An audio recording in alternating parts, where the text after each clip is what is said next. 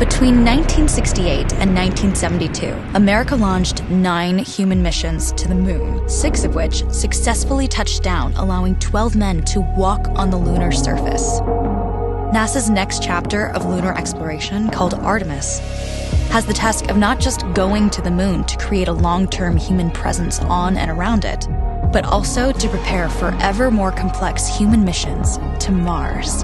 In short, everything we must be able to do here, we must first do here. So, what will an Artemis mission look like? Everything is designed and tested with our most important element in mind, the astronauts. This is their deep space, human-rated spacecraft called Orion, built in 3 parts. The crew module, where up to 4 astronauts will live and work throughout the flight. The service module, with life support systems for the crew and its own engine and fuel reserves. And a launch abort system, with engines capable of pulling the crew module to safety during launch should anything go wrong.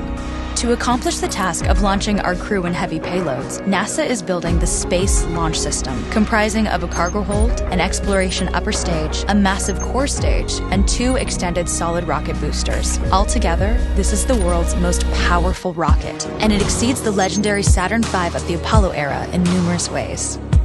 Sitting on the launch pad, the entire rocket, fully fueled, weighs just over 6 million pounds, 5.2 million of which is just the fuel.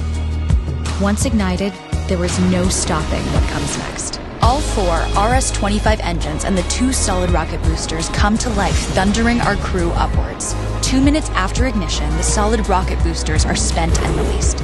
8 minutes after launch, the core stage is depleted and separated. The upper stage fires briefly, placing Orion into a parking orbit around the Earth.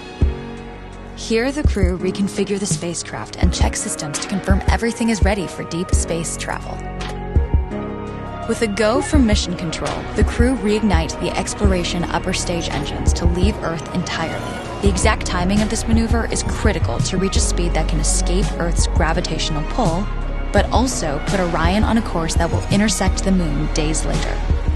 Once this burn is complete, the upper stage of the SLS is jettisoned and the crew aboard Orion coast for several days toward all that awaits them at the moon. Approaching the moon, we see the fundamental differences between Artemis and Apollo. Instead of requiring Orion to serve as an expendable lunar command module or to carry a constrained lunar lander, the Artemis missions will take advantage of a different approach: pre-staging.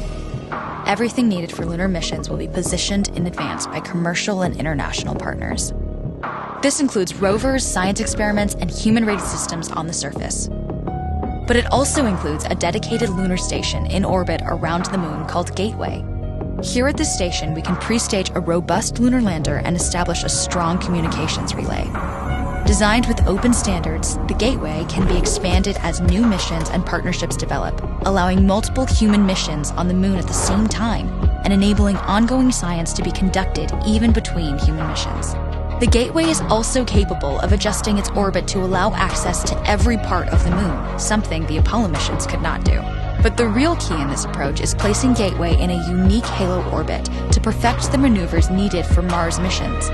And with the growing list of commercial and international opportunities, Gateway is the ideal hub between Earth and all that lies beyond.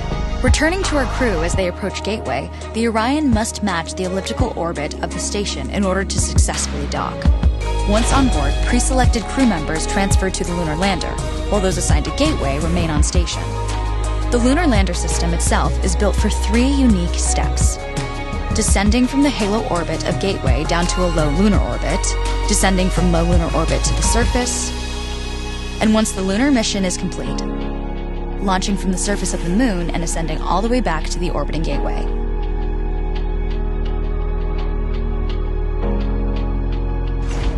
Once back aboard the Orion spacecraft and undocked from Gateway, the crew fire their engine once to break out of the halo orbit and once again to sling the spacecraft around the moon, placing it on a multi-day trajectory back towards Earth.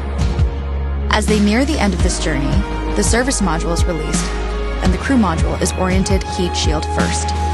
Entering Earth's atmosphere at 25,000 miles per hour, the friction of air slows Orion considerably, while also subjecting it to temperatures of 5,000 degrees.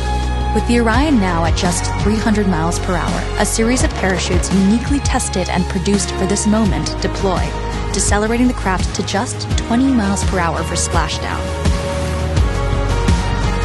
With each successful mission, Artemis ushers in the next wave of men and women to explore our moon and prove that together we are ready to go beyond.